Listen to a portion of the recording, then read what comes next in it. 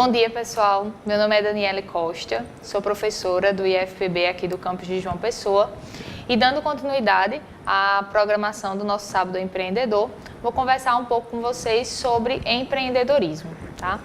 Acredito que quando a gente fala nesse tema empreendedorismo, vem à mente de vocês algumas pessoas, alguns exemplos de empreendedores que vocês imaginam aí que de alguma forma fazem parte do dia a dia de vocês, tá? Só para ficar mais claro e para a gente iniciar, vamos discutir um pouco esse conceito do que é empreendedorismo de fato. Empreendedorismo é a disposição para identificar problemas e oportunidades e investir recursos e competências na criação de um negócio, de um projeto ou de um movimento que seja capaz de alavancar mudanças e gerar impacto positivo.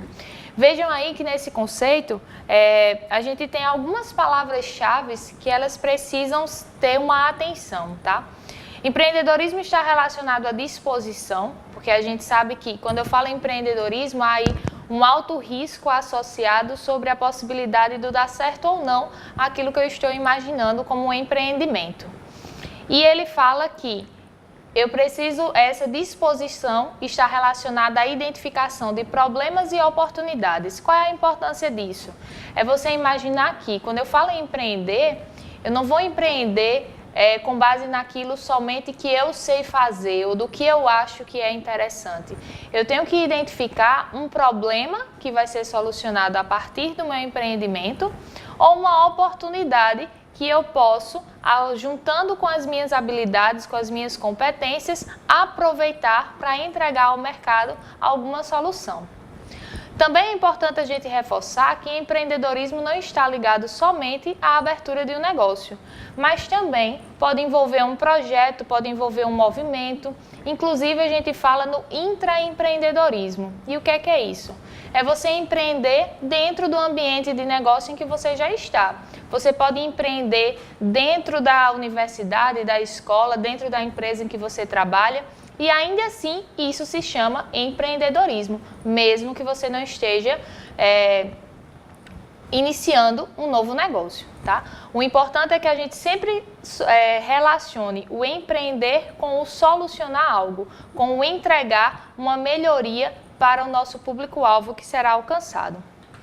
Pensando nisso, a gente tem aí o conceito de quem é o empreendedor. Todo empreendimento vai estar relacionado a alguém. E o empreendedor é esse alguém capaz de identificar, agarrar e aproveitar uma oportunidade, buscando e gerenciando recursos para transformar esta oportunidade em um negócio de sucesso. Então aqui é importante a gente frisar que nem todos aqueles que têm uma ideia podem ser chamados de empreendedor. Por quê? Porque para ser um empreendedor, eu preciso aproveitar esta oportunidade e transformá-la em um negócio. E quando eu falo em transformar em um negócio, eu preciso que esse negócio chegue até o meu cliente, chegue até o público-alvo para o qual ele foi destinado, certo? Falar em empreendedorismo e empreendedor, a gente não pode deixar de mencionar inovação. Quando a gente fala em inovação, há aí uma diferença entre o que é invenção e o que é inovação, tá? Quando eu falo em invenção, invenção é somente uma ideia. É algo que ainda não teve uma exploração comercial, que ainda não foi realizado, que ainda não chegou a um produto ou um serviço em si. É algo que eu estou pensando, que eu imagino que pode solucionar o problema de alguém, mas que não chegou para o mercado. Tá? Isso acontece muito dentro das universidades, por exemplo, a gente tem aulas de empreendedorismo onde o pessoal, os alunos estão o tempo inteiro pensando em novas ideias. Enquanto essa ideia não é disponibilizada para o mercado, ela é apenas uma invenção, é apenas uma ideia. Tá?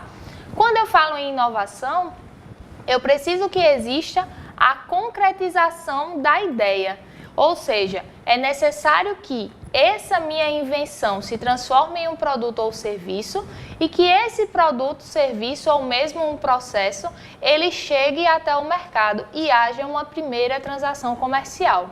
Então, eu estou dizendo que para que a minha ideia seja vista como uma inovação, ela precisa de alguma forma atender a uma necessidade de mercado. E nesse atendimento a gente vai ter aí uma transação comercial, que não necessariamente envolve uma troca de recursos financeiros, porque existem também aí os empreendimentos de cunho social, onde não há aí um valor, uma troca monetária dentro dessa relação, mas que ainda assim está beneficiando alguém a um determinado público, certo? Então, o que seria inovação de fato? Inovação é a implementação de um produto ou serviço novo ou significativamente melhorado, ou um processo, ou um novo método de marketing, um novo método organizacional nas práticas de negócio, na organização do local de trabalho ou nas relações externas. Então é importante a gente lembrar que quando eu falo em inovação, não necessariamente precisa ser algo totalmente novo. Inclusive a gente usa aí algumas classificações. Existe a inovação radical e existe a inovação incremental. Quando eu falo na inovação radical, sim. A inovação radical ela parte de algo que ainda não existe e sugere-se ao mercado algo inteiramente novo que as pessoas ainda não tinham conhecimento. E quando eu falo em inovação incremental, eu estou melhorando algo que já existia. E esta melhoria vai trazer benefícios para o público que vai ser alcançado. E aqui, de novo, a gente fala que é a implementação de um produto, serviço ou de um processo. Eu posso inovar dentro do meu ambiente de trabalho, definindo um novo método de trabalho que venha, por exemplo, aumentar a produtividade de uma empresa, que venha a facilitar a vida dos colaboradores dentro da organização. Então, isso também é inovação, tá? Então, dando continuidade aí no conceito, a gente tem que inovação é a exploração com sucesso de novas ideias. Esse com sucesso é para reforçar aquilo de que, enquanto não chegar para o mercado, é somente uma invenção, tá? E a inovação ela deve gerar valor tanto para a empresa quanto para a sociedade. O que isso quer dizer? O objetivo da inovação não é somente satisfazer o empresário ou o empreendedor, é principalmente gerar valor para a sociedade, tá? E quando eu falo em gerar valor, isso não tem sentido somente monetário, é também no sentido dos benefícios que vão ser levados para a sociedade. O que é que a sociedade ganha a partir dessa inovação que você está propondo? Pensando nisso, a gente tem aí o que seria algumas etapas básicas do processo empreendedor. Primeiro, eu preciso identificar e avaliar a oportunidade. Segundo, eu preciso desenvolver o modelo de negócios. Terceiro, eu preciso determinar e captar os recursos necessários. E, por fim, eu vou gerenciar a empresa criada. Cada uma dessas etapas ela tem aí o seu peso de importância dentro do processo empreendedor. Mas a primeira delas está aí como primeira porque realmente ela deve ser o primeiro passo de qualquer empreendedor. Eu preciso identificar e avaliar a oportunidade. Essa avaliação vai me permitir identificar se de fato existe um problema a ser solucionado, existe um público que sente uma dor voltada a essa minha ideia e que pode se de fato transformar em um negócio. Segundo ponto, eu vou desenvolver o modelo. Nesse modelo eu vou estabelecer como é que eu vou fazer para entregar o produto, o serviço ou o processo ao meu público-alvo. Então eu vou dizer como que eu vou vender ou como que eu vou entregar. Terceiro, eu vou determinar e captar os recursos para que esse meu negócio exista. O que eu preciso de pessoas, de equipamentos, de materiais, de recursos financeiros para colocá-lo no mercado. E por fim, eu vou gerenciar esse negócio que foi criado, tá? Pensando aí nessa primeira etapa, que eu preciso identificar e avaliar a oportunidade, eu tenho aí esse questionamento. Toda ideia é uma oportunidade? Atrás de uma oportunidade sempre existe uma ideia, mas ideias elas são diferentes de oportunidades, tá? Uma ideia sozinha ela de nada vale, uma ideia em si ela é inerte, ela não tem valor em termos práticos. O que é que isso quer dizer? É dentro daquela mesma ideia da diferença entre invenção e inovação.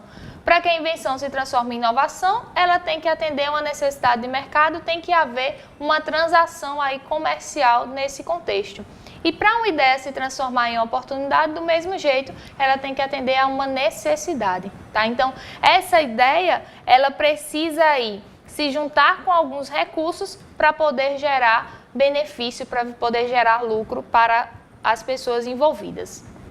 Trago aí até alguns exemplos para vocês de que nem tudo que é lançado no mercado ele tem aceitação. E isso mostra que nem toda ideia é uma oportunidade. Então, a gente tem estudos que mostram que cerca de 76% dos novos produtos lançados no mercado, eles acabam fracassando antes mesmo de completarem um ano. Ou ainda, a principal razão desse fracasso é não resolver uma necessidade ou frustração do consumidor, que é cada vez mais exigente, tanto com as novidades, quanto com a importância que aquele produto ou serviço tem para o seu contexto, em relação ao valor, ao benefício que vai estar sendo proporcionado para ele ao fazer esta aquisição. Então, a gente precisa trabalhar muito bem essa etapa para ver se, de fato, existe uma oportunidade que vale a pena se investir, certo? O empreendedor por trás dessa ideia, ele deve conhecer bem o mercado. Então, para que eu consiga avaliar essa oportunidade, eu tenho que conhecer o contexto em que essa oportunidade está inserida. E aí, dentro desse contexto, a gente tem falado muito em ecossistema. O que é o ecossistema? É você imaginar todas as partes que, de alguma forma, estão relacionadas nesse meio. E isso pode envolver o meu público-alvo, isso envolve os meus fornecedores, isso envolve os meus colaboradores, envolve a sociedade como um todo, envolve o governo, porque a gente precisa atender a alguns requisitos legais para que o empreendimento funcione. Então, tudo isso tem que ser considerado na hora de avaliar a oportunidade, tá? Então, aqui eu trago para vocês que esta oportunidade, ela precisa ser avaliada em relação a 3 aspectos principais, que são o aspecto comercial, ou seja, a viabilidade de comercialização deste produto ou serviço. Há, de fato, uma demanda associada a este produto ou serviço, porque a gente tem que entender que há uma diferença entre o que são necessidades das pessoas, o que são desejos e o que de fato é demanda. Quando eu falo em necessidade, eu digo que é algo que as pessoas de fato estão precisando. Desejo é o que elas querem. Às vezes eu preciso de algo, mas eu queria satisfazer essa minha necessidade de uma forma específica. E um outro conceito é o conceito de demanda. Eu posso precisar, eu posso querer, mas eu posso não ter condições de adquirir, por exemplo.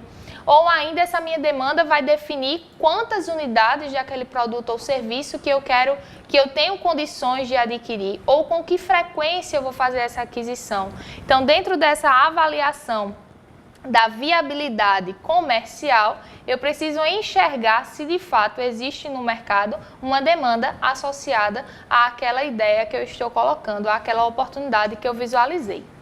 Segundo ponto, eu preciso verificar se há viabilidade financeira. E o que seria essa viabilidade financeira? Se eu consigo entregar esse produto ou serviço dentro de um preço que as pessoas tenham condições de pagar. Ou ainda, se dentro deste preço que as pessoas têm condições de pagar, se quando eu fizer o estudo financeiro para a abertura do meu empreendimento, por exemplo, se ele vai conseguir se sustentar mantendo-se com esse preço no mercado.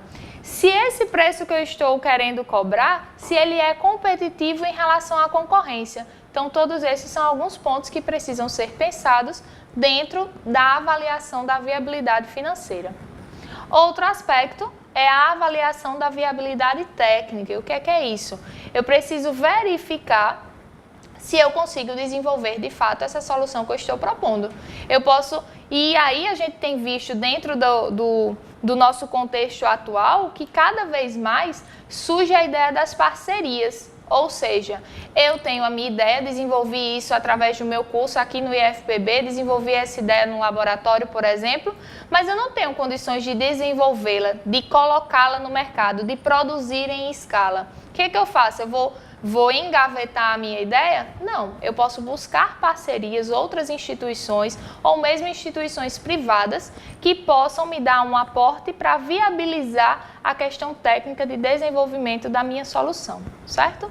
Então aí, pensando na primeira etapa do processo empreendedor, que é identificar e avaliar a oportunidade, eu preciso verificar se existe essa viabilidade comercial, financeira e técnica, ok?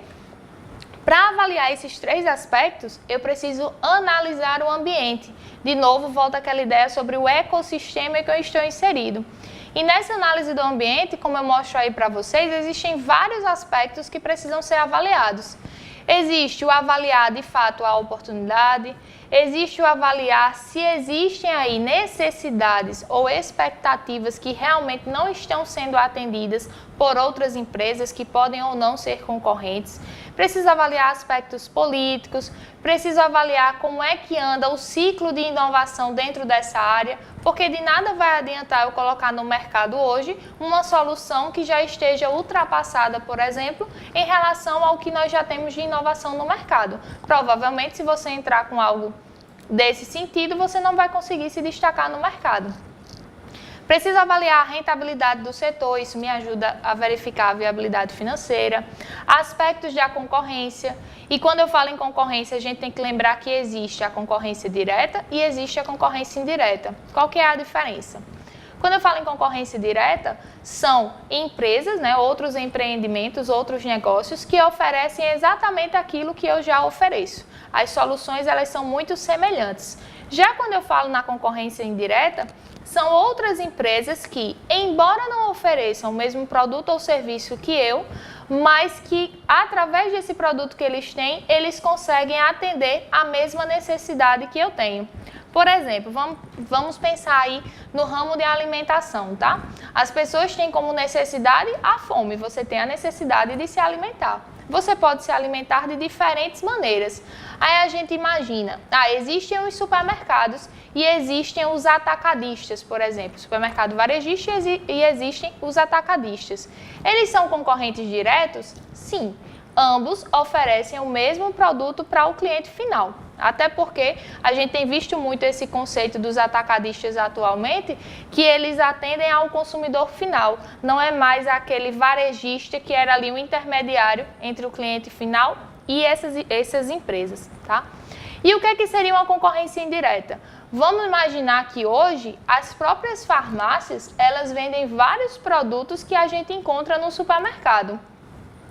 Mas a farmácia é concorrente do supermercado? Sim, é um concorrente indireto e que tem características que precisam ser avaliadas. O que é que leva uma pessoa, o consumidor final, a ir comprar na farmácia um determinado produto ao invés de ir no supermercado? Provavelmente na farmácia ele vai encontrar esse produto, inclusive, com um valor mais caro. Mas talvez a farmácia para ele esteja mais acessível, ela tem um horário maior aí de funcionamento, ou ela fica mais próximo desse consumidor. Então, isso são razões que podem levar o seu cliente a adquirir do concorrente direto e não necessariamente só do concorrente direto. Por isso é importante a gente conhecer os dois, tá? Precisa avaliar as tendências, precisa avaliar aspectos sobre o meio ambiente em si, sobre a sociedade, sobre a economia. Então, esses são alguns pontos que podem auxiliar vocês na análise do ambiente para verificar se de fato há viabilidade desta oportunidade. Outro ponto importante é de que o negócio ele deve ser criado com foco no cliente. O que isso quer dizer? A gente tem que deixar dessa ideia que era muito comum há anos atrás de trabalhar empreendedorismo com foco na empresa, no que a empresa sabe fazer. Eu preciso focar no cliente e para isso eu tenho que saber qual é a dor que esse cliente tem. Como assim qual é a dor? Seria qual a necessidade, o que é que ele espera, o que é que de fato ele quer. Porque eu vou entregar para ele não o que eu quero, mas o que ele está buscando. Então eu preciso saber fazer as perguntas certas para de fato enxergar se o meu negócio está focado na necessidade, na expectativa e na demanda desses clientes, tá? Pensando nisso, a gente tem uma metodologia que se chama aí Círculo Dourado. O que o Círculo Dourado traz? Ele traz essa inversão em relação ao que era o formato tradicional e como deve ser tratado agora dentro desse formato inovador. Vendo aqui as setinhas, vocês vejam que no formato tradicional, primeiro as empresas definiam o que vai ser feito, depois definiam como vai fazer, para só depois definir o porquê. Ou seja, minha preocupação estava na minha habilidade enquanto empreendedor. Dentro do formato inovador, a gente tem aí uma mudança, uma inversão sobre essas prioridades. Primeiro, eu preciso definir o porquê. Por que eu estou propondo este produto? Por que que isso é uma oportunidade? É porque existe um problema, é porque existe uma demanda lá no mercado. Para depois eu dizer como que eu vou entregar este produto ou serviço e para só depois eu conseguir de fato definir a solução. Ou seja, deve partir do problema, do porquê está sendo desenvolvido, para só depois a gente chegar no de fato a definição do que seria a solução, tá? Então, tem até aqui uma citação que diz: as pessoas elas não compram o que você faz, elas compram o porquê você faz. Porque esse o porquê você faz é o que define qual a necessidade que você vai estar atendendo do consumidor final. Ainda nesse aspecto da análise do ambiente, vocês estão vendo aí várias imagens, né?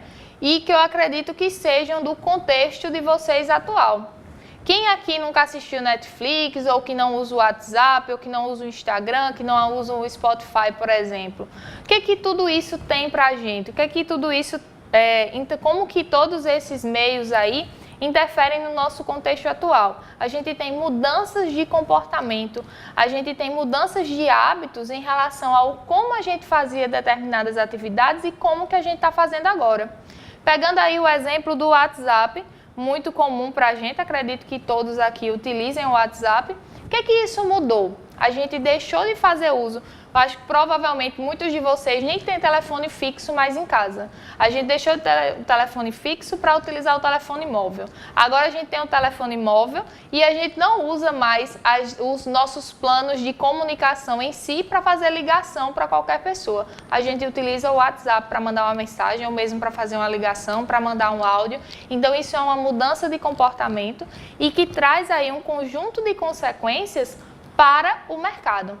Por quê? Entrou o WhatsApp, como é que as empresas de telecomunicação reagiram a isso se eu tenho menos pessoas fazendo ligações, gastando lá os minutos? Elas precisaram se adaptar à nova realidade. Hoje a receita dessas empresas é muito mais em cima dos pacotes de dados que eles comercializam do que os pacotes de minutos em si para a realização de ligações.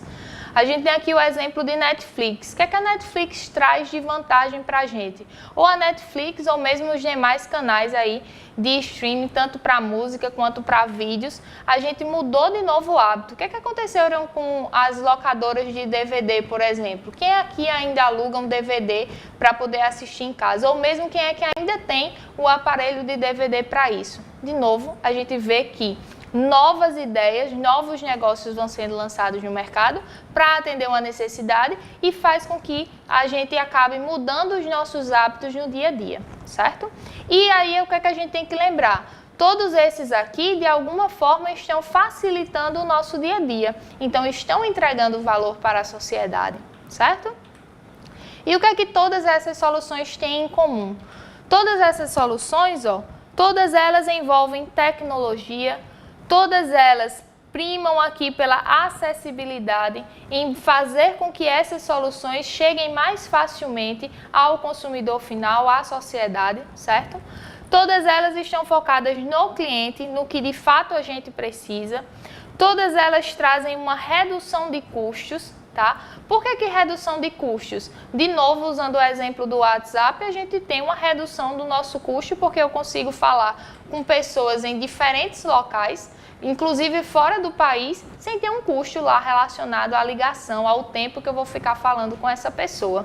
Se a gente for imaginar ainda ali, voltando aqui para os exemplos, eu tenho o Instagram. O que o Instagram tem permitido muito hoje? Tem permitido que pequenos empreendimentos realizem, por exemplo, a propaganda, a divulgação do seu negócio, que antes estava muito voltado para empresas de maior porte que tinham condições de contratar uma assessoria de marketing para fazer uma campanha, para divulgar anúncios na TV ou para fazer outdoor, e tudo isso tem facilitado, por exemplo, para que pequenos empreendimentos consigam estar próximos aos seus clientes, ao seu público-alvo através de uma rede social, tá?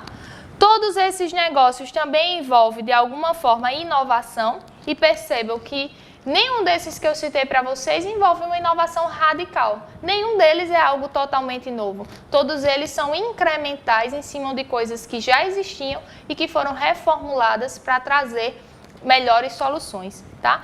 Todos eles também envolvem aí agilidade, certo? E envolvem novos modelos de negócios, novas formas de como que a empresa chega até o cliente e como que ela é remunerada por isso também, certo? Ainda dentro dessa análise do ambiente, eu trago aí para vocês alguns exemplos de tendências que a gente tem para os próximos anos. Exemplo, estima-se que em 2020 o grupo de idosos será de quase 30 milhões, segundo o IBGE. O que isso quer dizer? A gente tem aqui uma oportunidade de negócio, que estima-se que só 30 milhões de idosos existirão aí em 2020. Então, é um público que tem algumas características específicas, como, por exemplo, a fidelização. O público idoso é aquele que, uma vez que ele gosta daquela marca, ele vai comprar dela o tempo inteiro e ele ainda vai recomendar para a família toda. Outra característica, a gente tem visto inclusive uma mudança sobre o perfil desses idosos. Não é mais aquela pessoinha, aquele velhinho que fica em casa, sentado na cadeira de balanço. Muito pelo contrário, são pessoas ativas que estão aí fora, que estão buscando novas experiências. Então, pode ser visto como uma oportunidade. Outra tendência é a geração dos milênios. E quem são essas pessoas? São as pessoas que já nascem conectadas, que já têm isso muito fácil, o acesso às informações, a tudo que ele precisa. É aquela geração que pensa em uma comida, ao invés de ir até o estabelecimento, já está ali usando um aplicativo para poder fazer isso, que se comunica através das redes sociais, que está o tempo todo, de alguma forma, conectado com alguém através dessas ferramentas. Outra tendência é a questão do consumo sustentável, e que não é algo novo, né? A gente já conhece muito bem esse conceito de sustentabilidade, é o entendimento de que os recursos eles são limitados e que a gente precisa ter uma utilização racional deles para que não nos falte. Então eu tenho que ter soluções que também me permitam atender a essa necessidade do consumo sustentável, tá? Outra característica é o marketing online, a exemplo do que eu já falei sobre o Instagram, por exemplo, né? E aqui dentro do marketing online é bom a gente reforçar a presença dos influenciadores digitais, né? A gente tem visto aí muito desses influenciadores digitais, os youtubers, e que tudo isso são tendências, são pessoas que estão tornando mais acessível também esse acesso ao público final. Por quê? Isso é novo? Não é novo.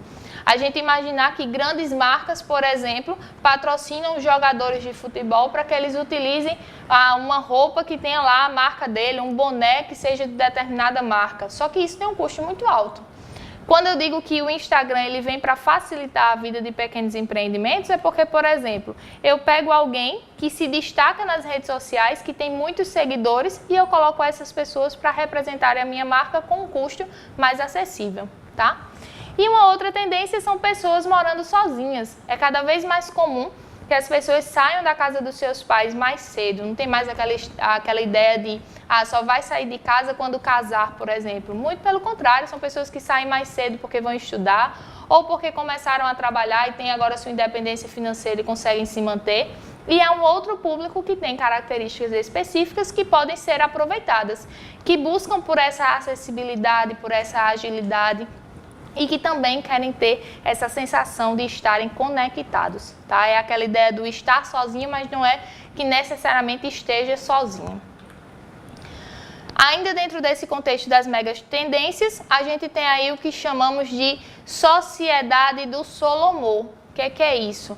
As pessoas, elas compartilham, influenciam e são influenciadas em uma rede de relacionamentos. Isso aí é o que está voltado para esse aspecto social.